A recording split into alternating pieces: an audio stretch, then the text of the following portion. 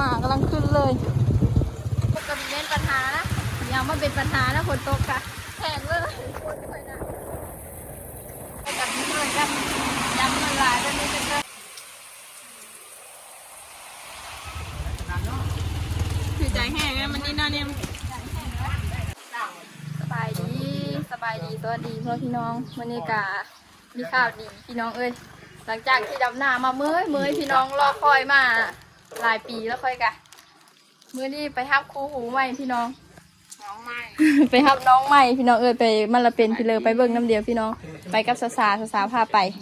เลี้ยงแฟนทำนึงก่อนไปกันนี่เลี้ยงขนมสาวก่อนนึงทันนี้กดที่เหนียวทันนี้นะขนมเขาเฮ็ดผู้ดิเขาเฮ็ดเองเลยพี่น้องมีขนมขายอะไรอย่างเงี้ยให้ขนมขายรายได้เด้รายได้เสริมรายได้ตั้งรายได้อะไรได้ตลอดแล้วพี่น้องเอ้ยเอานั่นได้พัดมาพัดก็ไปพูดละพี่น้องเอ้ยไปอันดงเห็นพี่น้องตอนนี้มาทานประดาอยู่มาทาพี่น้องโอกาสที่ได้เดินทางแล้ววันนี้นะมาเอาเงินที่ผ้าไว้นำประดานะตั้งแต่พูดละพี่น้องเอ้ยตั้งแต่ไปถอนมาพูดละไม่ได้ใช้เลยเก็บไว้ไปฮับสมาชิกใหม่ไอพี่น้องพอเดี๋ยวเดินทางคนก็กำลังตกยิบยับเลยไปก็ประพัดเป็นคนขับ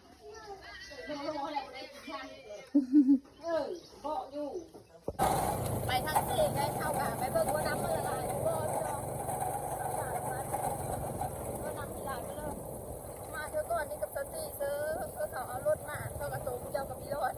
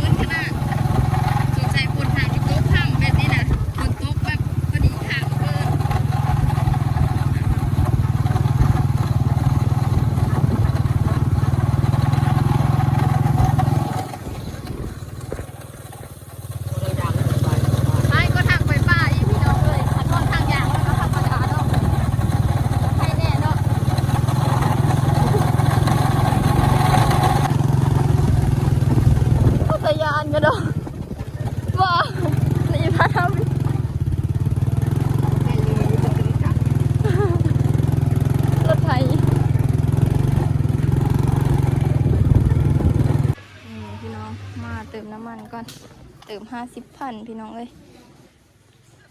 50ญี่ปุ่นพอเลย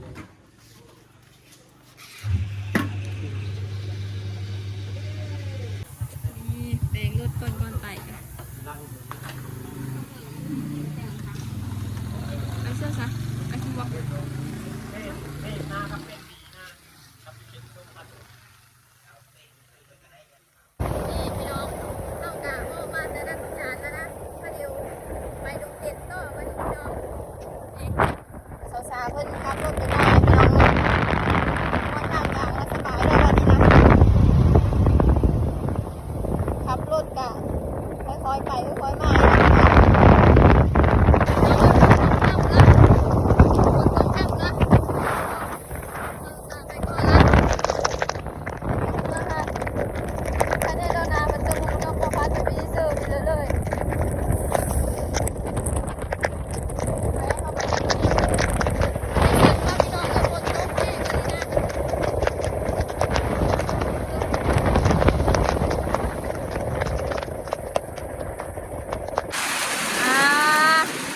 พัดมาแข่งคนนี้แหละวันนี้นะพัดเอ้ย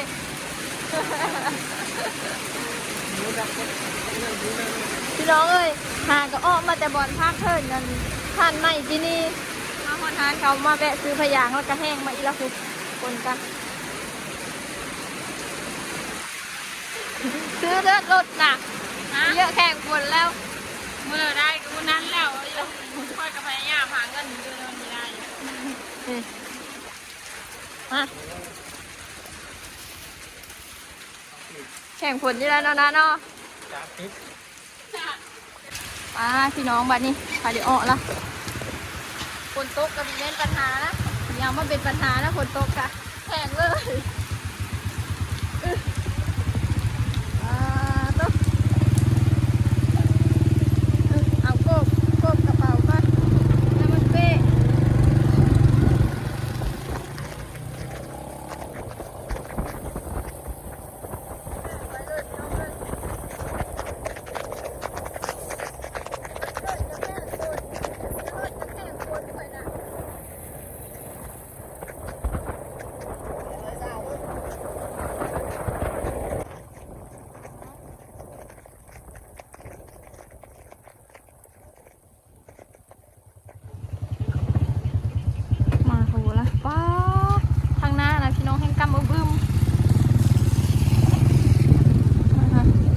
พอเดี๋ยวซึ่งนี่ตะพื้ตะพื้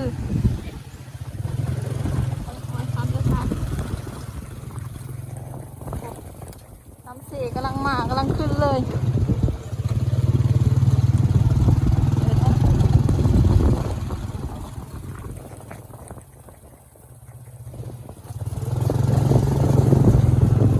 โอ้ทางหน้านะพี่น้องกำบึ้มมา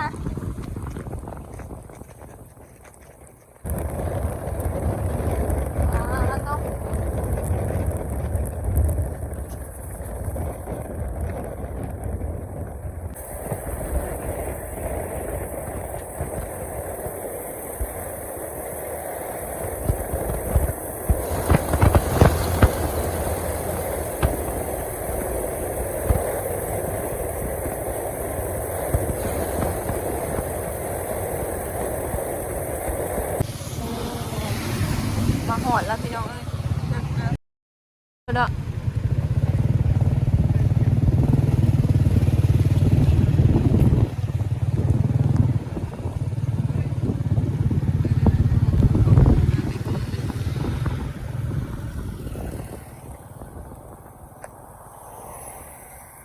น่าจะเคยขึ้นมาอยู่แถวนี้แต่ว่าไม่ค่อยได้ขึ้นมาเวลา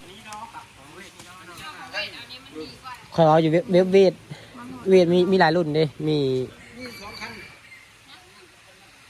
อันนี้ฮอนด้ามาเล่แบบนี้มาเลยก่อน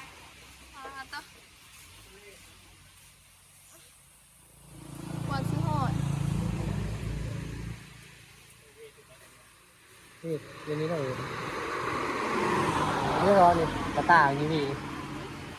กระต่ายเวทนี่แล้วใครเอานะรุ่นเวทนี่ดีกว่า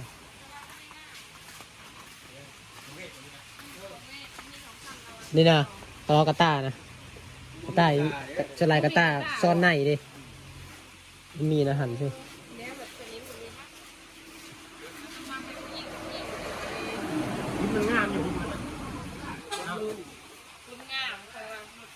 รุ่นนี้แหละใครเอายีได้นะ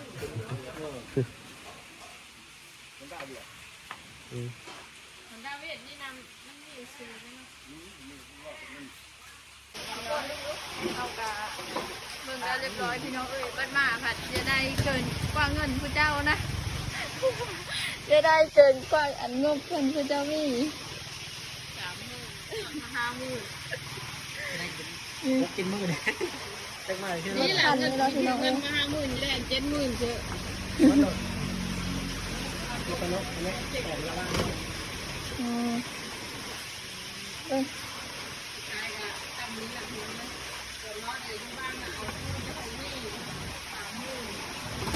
มันมีเป้าหมายกันว่าจะได้รถกับแปลงอันนี้ได้รถแปลงกับทีอันนี้ได้แล้วมาคันว่าเห็นรถคันนี้แน่เอาไปจะได้คันนี้แล้วพี่น้องเอ้ยพี่น้องเอากะมาแล้วก็ได้แล้วพี่น้องเอ้ยรถกับเงินค่อยจะ30,000พี่น้องเงินที่หามาได้นะแต่ว่ารถเท่านั้นราคา50,000พันดาว80,000มันแพงจนจบครบเพิ่งเลยนะ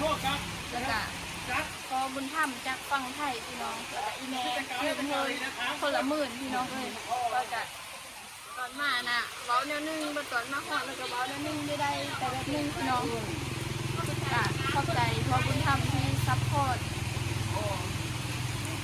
ที่ตื้มเงินเธอแล้วก็ที่ซัพพอร์ตหลายๆเลยพี่น้องเขาใจอีแม่นำนะเดี๋ยวทำไปกดบังรถก่อนพี่น้องเลยตื่นเต้นแฮงรถคันแรกในชีวิต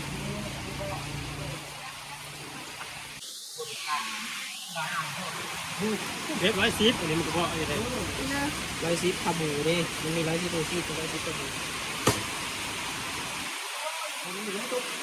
เด็กจากเด็ก ขาหมูนี่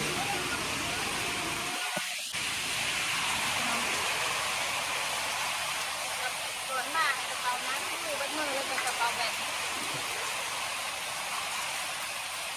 โอนเอามา20,000พี่น้องแล้วก็ได้สด30,000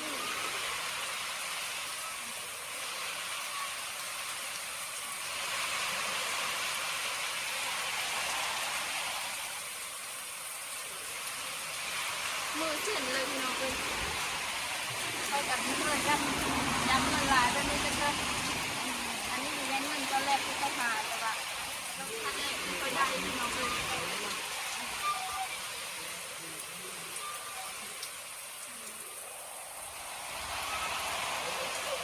ได้เจไปแบบภายในกิจการเลยหาเงินมาเมื่อกี้ก็ยังดีพี่น้องทำกันได้เอารถไปหาเงินต่อแล้วก็ไปจ่อยอดต่อพี่น้องอันนี้นะ30,000พี่น้องอันนี้ก็คือเขาใส่รถเธอการสินใจไว้ขนาดรับเงินต่อแล้วก็เอาเลย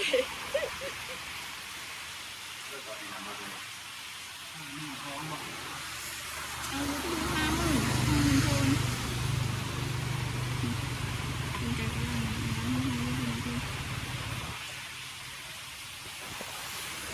อาจารย์คุณนี่เกี่ยว ฮะ อาจารย์ จะได้ไก่เด้บางเธอไก่มันดีกว่า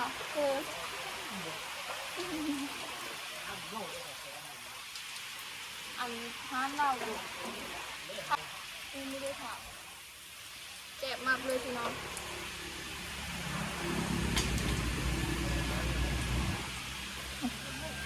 ห้องกระทะนั้นก็พี่น้องจังหน่อยก็เดี๋ยวมานั่งทา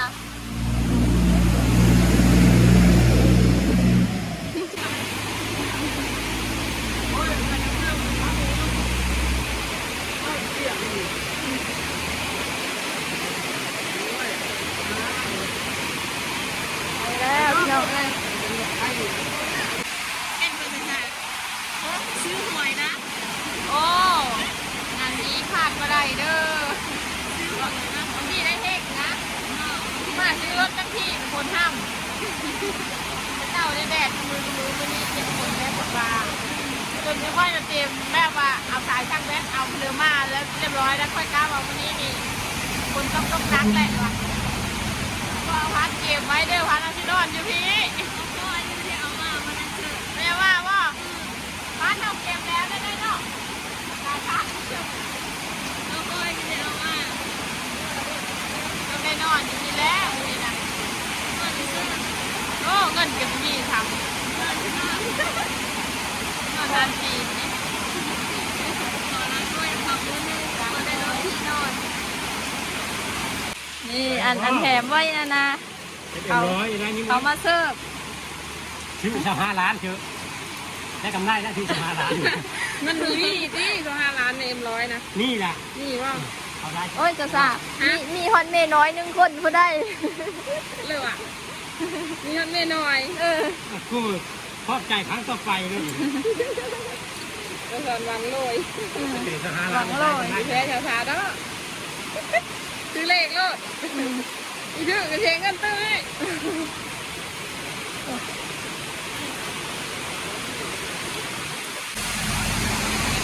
เก็บไว้ที่เราเลยอันนี้น่าจะเป็นแบบเอกสารเลยนะน้องเนาะ เอกสารหนังสือรถอะไรนะ ทำตามไว้ที่น้อง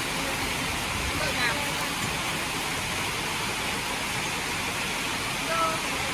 สีดำงามอยู่นะงามอยู่ ร้านอาพินค่อยๆตัวนึงนะนิ่มเด้อ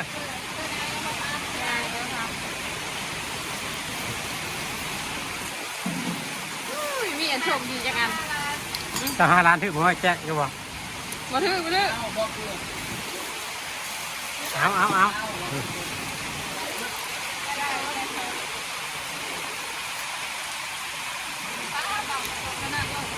เราประตูจะเบาเพื่อนนะถึงนี้เบาเงินจะเฮวะ ทีมงานน่ะวางรวยทางลัดอันนี้5 ล้านกีบแตะนะแม่ จะเป็นคนเบาเนาะ นี่ล่ะเขาเห็นเขาได้ ขอขอบใจที่ท่านมาซื้อ แพงอีกก็สิได้มื้อแล้วพี่น้อง55,000 ลุ้นเดียว ก็สิได้มื้อแล้วพี่น้องบัดนี้นี่เอาพัดเราเสิร์ฟบ่รวมหมวกกันน็อกพันนะ เราได้ นะ 50,000 พัดขามือบ่พัดได้เสิร์ฟหมวกกันน็อกอึบนี่ ดีละไปตัดหญ้า ว้าว เอาให้เลยนะ กาไปเลยนี่กาแค่ปลาตัวเป่ากา ต่อลง ปะ ที่ดาวของเขาเดินเบาเอา ทำมันแล้วค่ะมือพี่น้องเขามาเอากระเต๋มันตัวคู่หูคนใหม่คู่หูอันใหม่พ่อพี่น้องนี่กระเจได้2 ดอกพี่น้องเลยดอกอันนั้นเลยตาเลยเราเจกระทักอยู่ได้อยู่นี่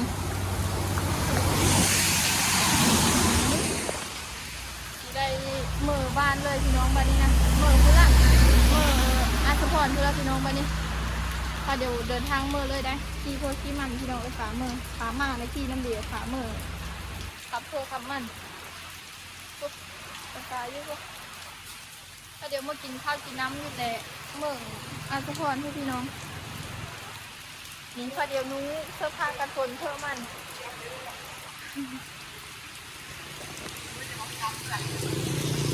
ไปเลยลงรถแล้วป่ะลงรถ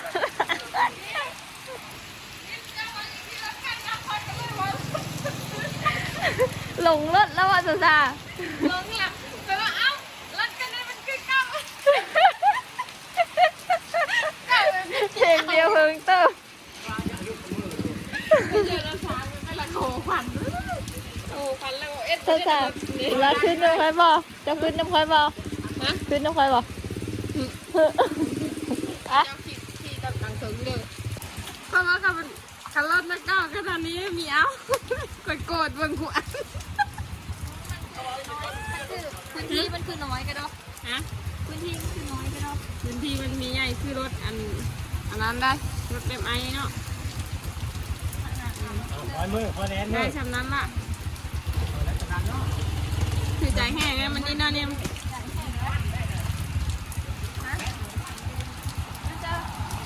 เติมน้ำมันนี่ค่ะซื้อไปแล้วก็ต้องรักษาดีๆถ้ามีรักษาดีๆแล้วก็อันตรายไปนะ เป็นชื่อได้ ได้อยู่ได้เออ ไปก่อนพี่น้องเลยตอนนี้นะ ตอนนี้น้อยได้คูแล้วอ่ะดิ ดูได้ได้ชื่อหูใหม่ละ ได้คูหูใหม่แล้วไปอ๋อตัวนั้นน่ะสาวขันปีกายนี่นะว่าพัดขี่แล้วรถสาวขันรถสนิมน้อยปีหน้านี่ว่าพัด นี่พี่น้องเติมน้ำมันก่อนเวทเติมน้ำมันก่อนเบรกเด็กติดดีขนาดเนาะ ใหม่ๆอะไรก็ดี ใหม่ๆอะไรก็ดีจริงน่าเติมก่อนเนาะไอ้ก่อนพี่น้องเนี่ยคือขายดีได้มีอยู่นี่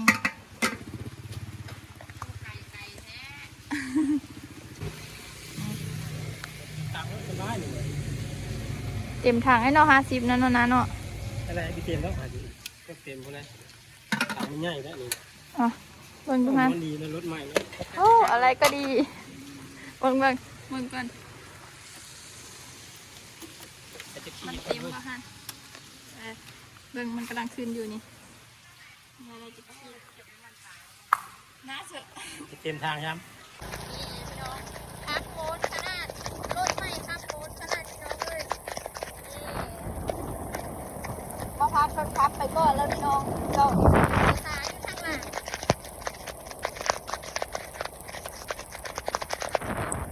กับทางเรากันยังมีทางในหอดทางยากนะพี่น้องมากำลังทางสบายอยู่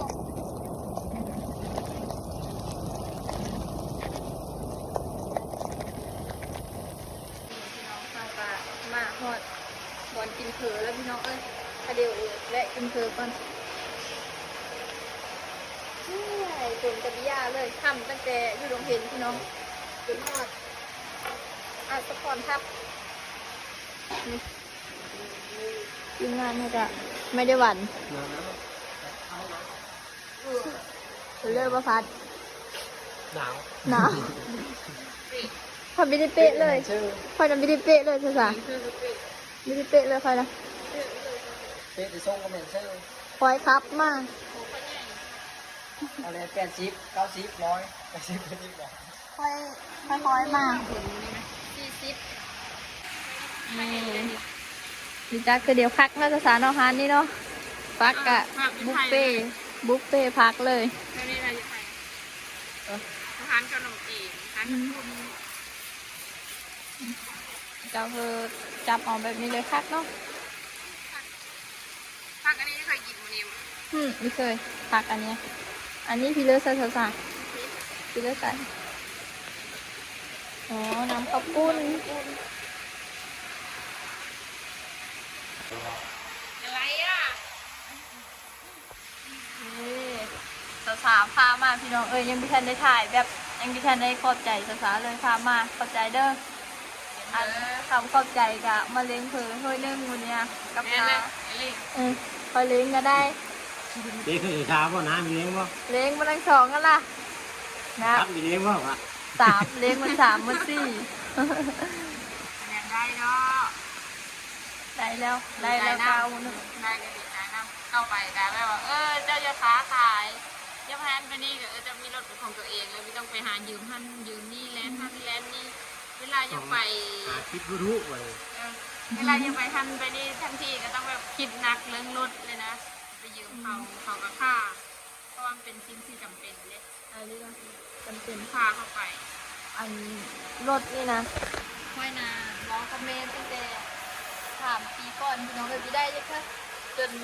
ผู้เจ้าวันได้มาผู้จักกับ YouTube แล้วก็หาเงินซื้อเองแล้วก็มีซื้อเองทุกคนเนาะพี่น้องพ่อกับแม่ก็ได้ซื้อเงินเฮ้ยดีนะเป็นรถคันแรกของคอยเลยเนาะแล้วก็ขอบุญธรรมเนาะ แต่โอ๊ต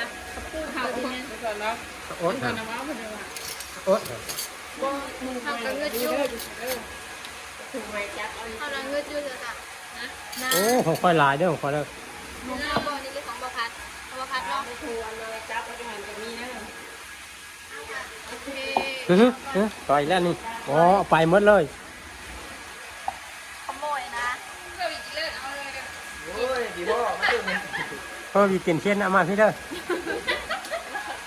เอาไปเมื่อที่เสร็จแล้วได้โทรศัพท์ เอาเป็นแรกด้วยอ้าวชิ้นเธอ ชิ้นบ่ไรมันแก้วหยาบล่ะ เอาละปูเป็นยาคนละ อ่าดูยังบอกพออยู่อีกนี่ถ้าเติมให้หมดเลยนะนี่ถ้าเติมให้หมดเออ คอยเด้ซื้อคอยกันคอยก็มากินได้แต่ก้าวน้ำบีมากินซะเลย ทำไมต้องเงาะ ตัวเงาะดิบดูดีมากแล้ว อยู่นี่วะอันน่ะกะปิอยู่นี่วะเนาะ นี่นะ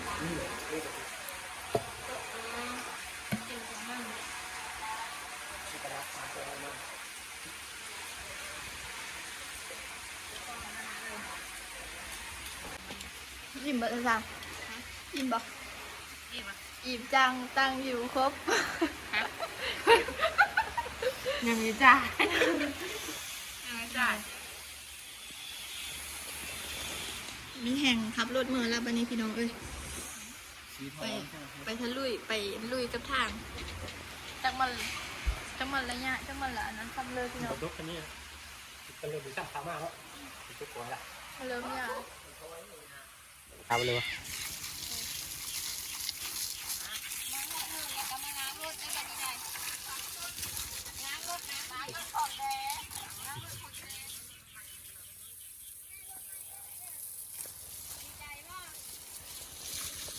ใจน้ำก็ได้รถใหม่นะรถไฟอย่างนี้จะลงไปได้นะ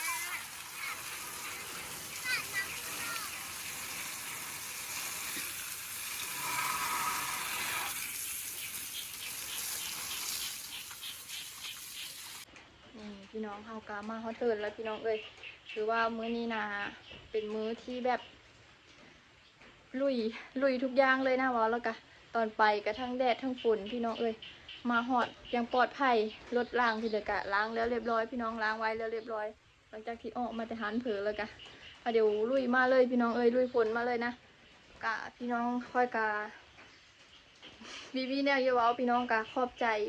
พอบุญถ้ำอยู่ฝั่งไทยพี่น้องแล้วกะแม่ค่อยเองนี่แหละพี่น้องเอิ้นกะซอยเฮานะพอบุญถ้ำซอย10,000แล้วกะอีแม่นำพี่น้องเอ้ย10,000เงินค่อยเองกะ30,000พี่น้องก็รู้สึกแบบดีใจอยู่พี่น้องทำอิฐนะว่าอย่าเอารถที่มันราคาดีแพงแบบนี้นะแต่ว่ารถตัวนั้นนะมันดีๆพี่น้องเอ้ยค่อยก็